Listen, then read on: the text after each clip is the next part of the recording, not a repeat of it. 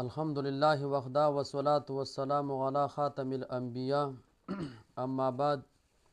مخکې نشستم د سوالاتو د جواباتو، دا دویم نشست د سوالاتو جواباتو. سوال ذکر کی چې آیا یو سړی ګیره نشته دی، نوجوان دی، اجامت کی د اذان او اقامت کولی شي؟ نو په اذان او اقامت کې د ګیرې څه ذکر نشته دی چې عاقل بالغ دی د اذان اقامت کولی شي، چې په شرع باندې برابرې دی د ګیره پرېږدي.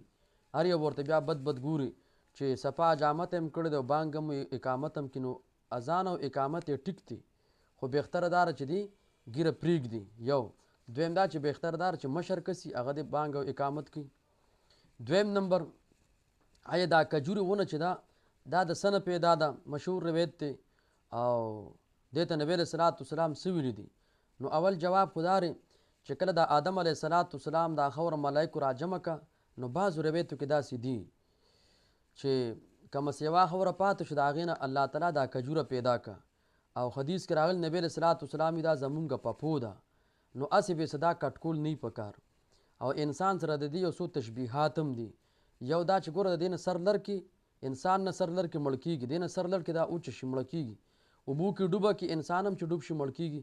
داسې نور هم پکې 4-5 تشبیحات دي. او دا کالو سره غشنی، نو انسان هم چې تر کمې پورې د مرګ نه راغلی نو هغه تر و تازه به ګرځي. او بل دا چې د دې توالد تناسل د نطفې نه کېږي، څنګه د انسان هغه توالد تناسل هغه د نطفې نه کېږي، د دې هغه بور بیا یو ځای کېږي. نو دې ته نبی علیه صلات وسلام پپو ویل، یو بیره یو کجوره. نو دا بهترې اونې دي چې د دې کرلم کثرت سره وي او د دې موږ خیال ساتو. میوه هم ده. او دریم سوال دا دی چې آیا دا مارغانو کې طوطي حلال دی که مردار دی؟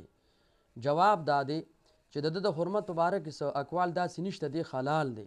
خو دا بعض څیزونه ډېر داسې چې حلالي خو وړی نالي، لکه د اس باره کې حلالوالی شته، بخاري کې پوره روایت دي.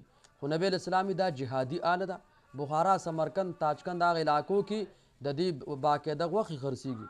او بله مسله داره چې دا هدهد کومه مرغۍ ده مونږ ورته مولا چرچک وایو، نو دیم حلال دی خو حلالو به نه. ولې؟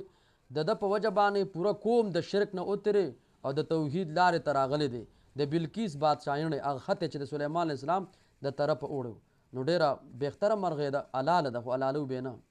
څلورم دا یو زنانه ده د خپل خاوند نه خفه ده، ډېر وخته پورې ناسته ده، د هغې نه بعد ورته بیا خاوند طلاق ورکړو، نو آیا اوس په دا عدت د سره تېرېږي دا چې کوم وخت په کلونو تېر شو به دغه عدت شو؟ نه، چې د کل نه طلاق واقع شو هغه طلاق ورکړو، د هغې نه بعد به د سر نه عدت تېروي.